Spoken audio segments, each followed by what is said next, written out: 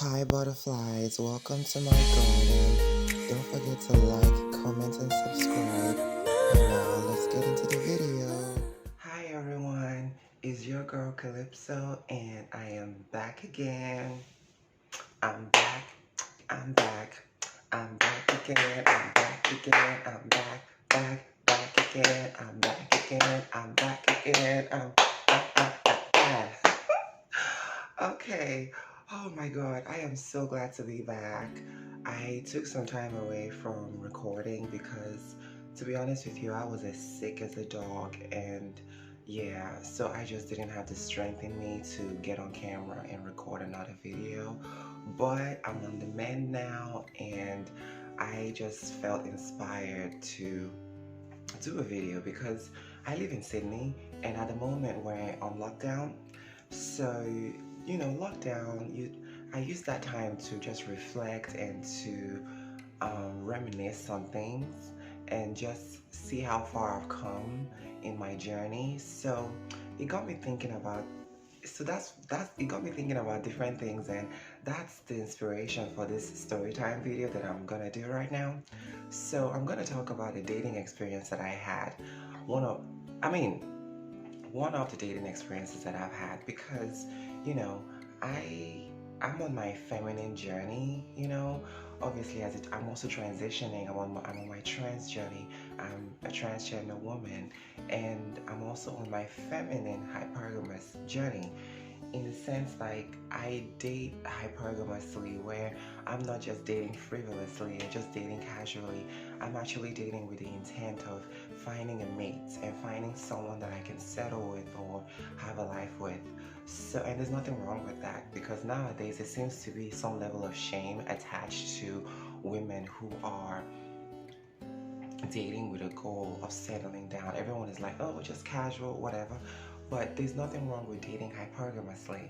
And I think that's my journey, and that's my feminine journey, and I don't make any apologies for that.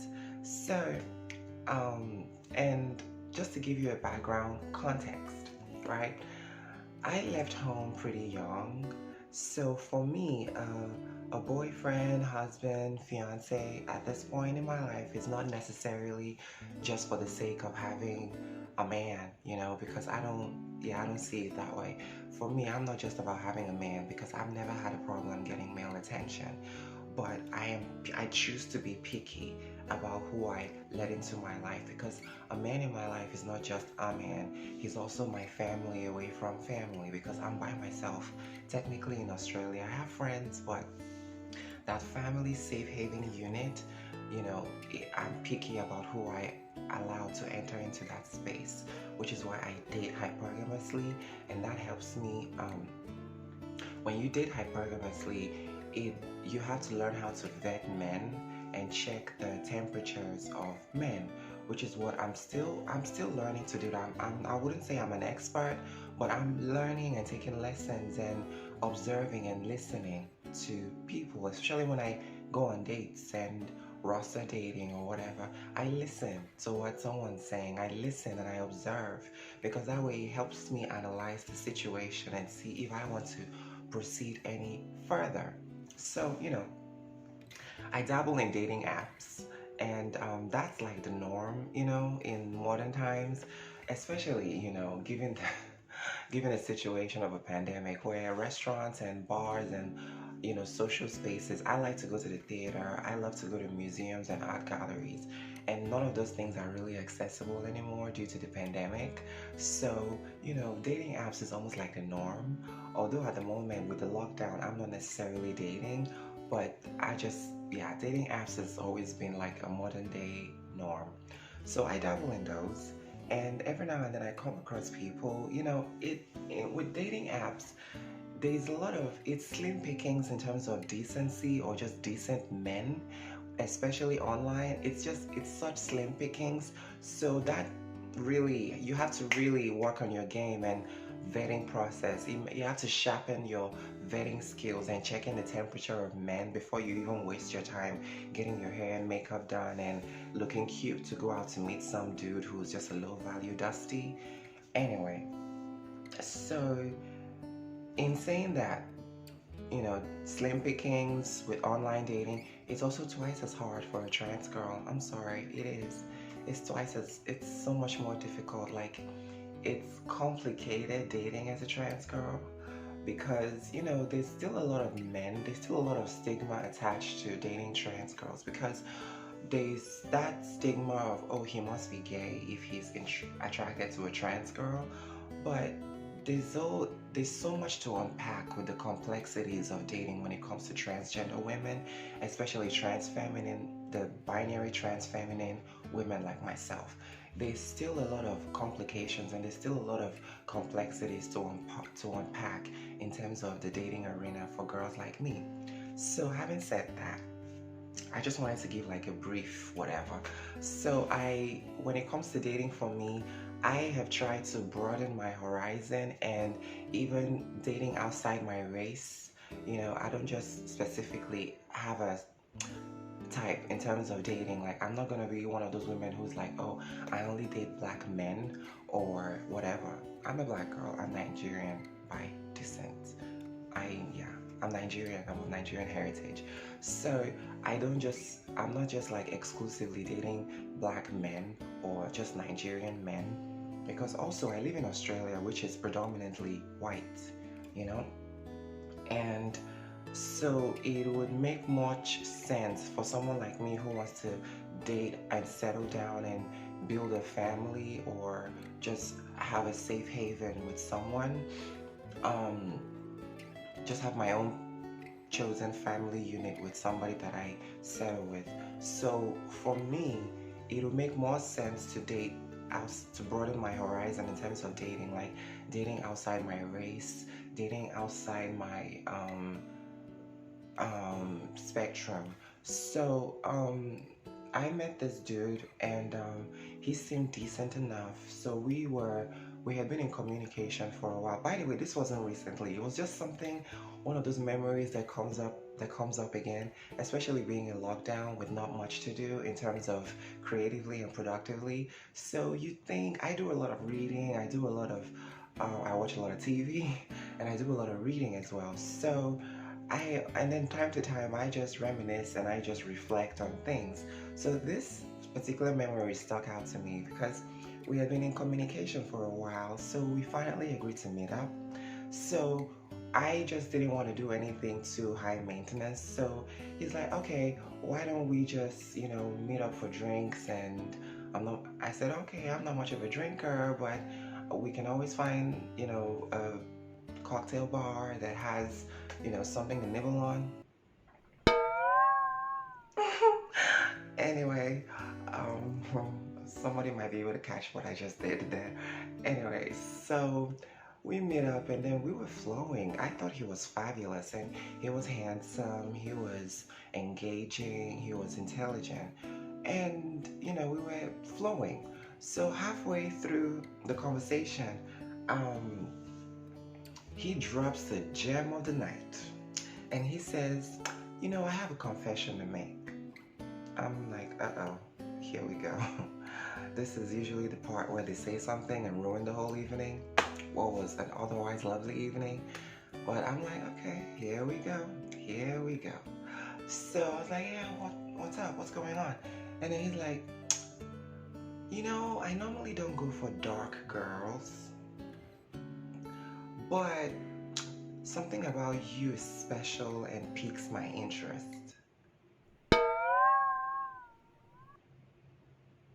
Yeah, he actually looked me in the face and said that to me. I'm just like, oh, oh my God. Did you really just say that? Oh, lucky me. It's my lucky day.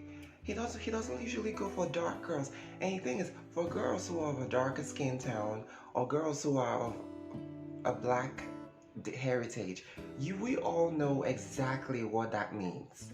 We all know exactly what that means, especially coming from somebody who is white. So when he said that, I'm like, wow, thank you for that.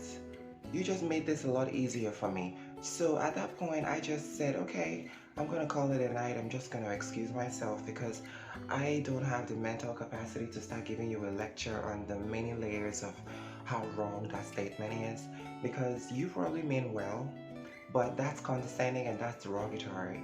Oh, I normally don't go for black girls, or I don't go for dark skinned girls, but something about you is special and something about you has piqued my interest. So what is supposed to be my lucky day because you find me attractive?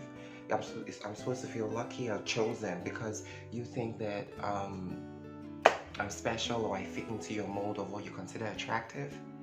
So at that point, needless to say, there was no second date, and needless to say, I haven't really been in touch with him. Although he did to his credit, I guess, he did try to reach out to me and apologize profusely. But at that point, the damage had already been done because I don't have the time. And he's like, maybe he said something to the effect of, rather than just dismissing me as a whole, how about you take the time to actually give me a lecture on um, what I said. I'm like, the fact that you don't even understand why what you said is problematic, that in itself is another problem because that's that privilege. I don't want to use that phrase, but I'm just going to say it. That's white privilege right there. The fact that you can actually look a black girl in her face while you're on a date with her and you tell her, "Oh, we were having a good time." Like, dude, why you got to say that and then ruin what was an otherwise perfect evening? Like, it was a lovely evening and it was a lovely first date. I thought you were engaging. I thought you were handsome. I thought you were charming. And then that just, I, I excused myself with grace and dignity. I didn't resort to cussing him out or just raining abuses on him or raining insults on him. I just left. But that just kind of left a bad taste in my mouth because I just felt like that could have been a moment where that could have been a gaslighting moment because it's also a trope that's quite common. It's also a phrase that, I've heard too many times before. So I'm just at the point where I don't have the energy to educate and to preach about, what's offensive, especially to a grown man, you know. So I just had to excuse myself and just let him go. Just let someone else deal with it. I can't. Let someone else deal with it. So needless to say, that was just one of many dating fails, that I've experienced. Not that I've experienced like a lot, but that's just one of those instances that sticks out to you and, well, stuck out to me anyway. And moral of the story is this: we're all beautiful. We are all beautiful. We are all trying to win at life. We are all trying to make an impact in the world and make our way through the world because none of us is going to get out of this alive. Life is short. And when you say that to somebody, that is just a slap in the face to an entire race because, yeah, uh, I'm telling you, it is fun dating in a white man's society as a black girl, and especially as a black trans girl. Oh, dating is so much fun. And please detect the sarcasm when I say that. So that's my story of the day. I'm still single, I'm still looking, I'm still dating. So, I never give up. I never give up on myself, and I'm still on my hypergamous journey. I'm still on my feminine journey and improving myself. By the way, what do you think of this look right here? I've never really been a bangs girl, but I decided to try it, and I was inspired by the story to do something a little bit more African inspired. So the leopard print, the cat eye makeup and everything. Let me know what you think. This is new to me, but I like it and everything. I feel very feline today, so wow. So anyway, thanks for sticking around to the end of the video, and I hope you were able to learn something today from my little dating mishap. And yeah, I should be open to sharing more stories with people, with you all. So let me know if you if you'd be interested, because this is just something lighthearted that I decided to do. So protect your energy. If you're single like me, don't give up. Keep, date often and date often, date all kinds of people, broaden your horizons. But be smart about your dating choices and know how to vet people, know how to check the temperatures of people, and above all, listen. There's a saying back home translated into English. It says, you're given two ears and one mouth for a reason. Two ears so you can listen more and speak less. So listen and observe. Watch them. Observe them. You have two eyes so you can see as much. You get two ears so you can hear as much. And one mouth to speak less and listen and observe. And speak when you need to. So, yeah. That's my gem of the day. You take of it what you will, and I'll see you in my next video. Protect your energy, be kind to one another, and be considerate of people. You know, just keep the peace, spread love, and I'll see you soon. Mwah, mwah, mwah, mwah, mwah, mwah, mwah. Bye.